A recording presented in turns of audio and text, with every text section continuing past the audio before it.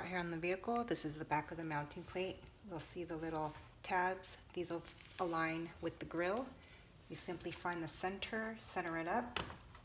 Oh, and you'll also notice this indentation here that goes under the lip of this part of the bumper. So you're just gonna feel around and you'll hear it snap once you're in the right spot. So we're centered. You can feel the indentation. There you go. And then we're gonna get ready to drill. Now we're gonna drill our holes. I'm gonna start off with an 11/64 drill, work my way up into a 5/16 drill bit. So we're gonna start off small and then end up with the 5/16. It's just big enough for these 3 holes. We're gonna drill a hole so that we can fit these rivets in this way. It'll go in with the flanged part first. Okay.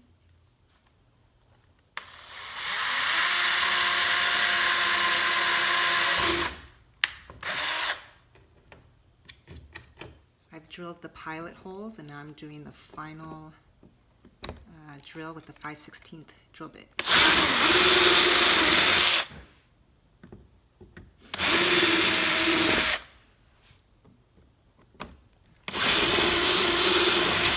Now we're going to put the rivets in.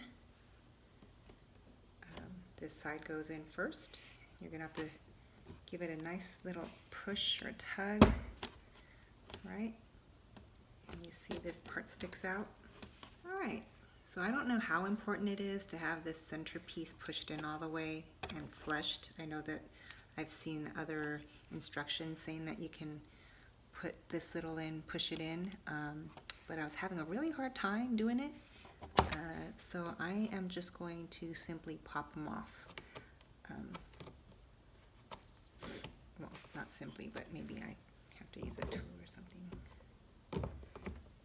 because I'm having a hard time pushing it in. So I'm just going to leave them off. Now we're ready to install the plate. I'm using a plate cover, a clear plastic case to cover the plate. I don't know, I just like the way it looks. A couple of things you're going to have to consider is the length of the screw that you're going to use. I'm using the shorter length screw. I think these are like 1/2 inch screws versus the, sorry if you can't see very well, versus the longer screw. This one comes with a Allen's head. It's a special type of tool that you'll need to use. It comes with the screws, but I'm not using that. I'm using a regular flathead screwdriver or hex wrench screw, and it's the shorter type. And we're just going to position the license plate on here and pray that it's long enough. I tested it out earlier.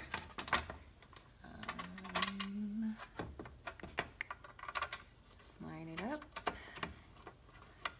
Wait for it to catch. Okay. You just want to hand tighten it. Don't over tighten it, otherwise you're going to strip it, and then you're going to have another problem keeping the license plate on. So hand tight is good.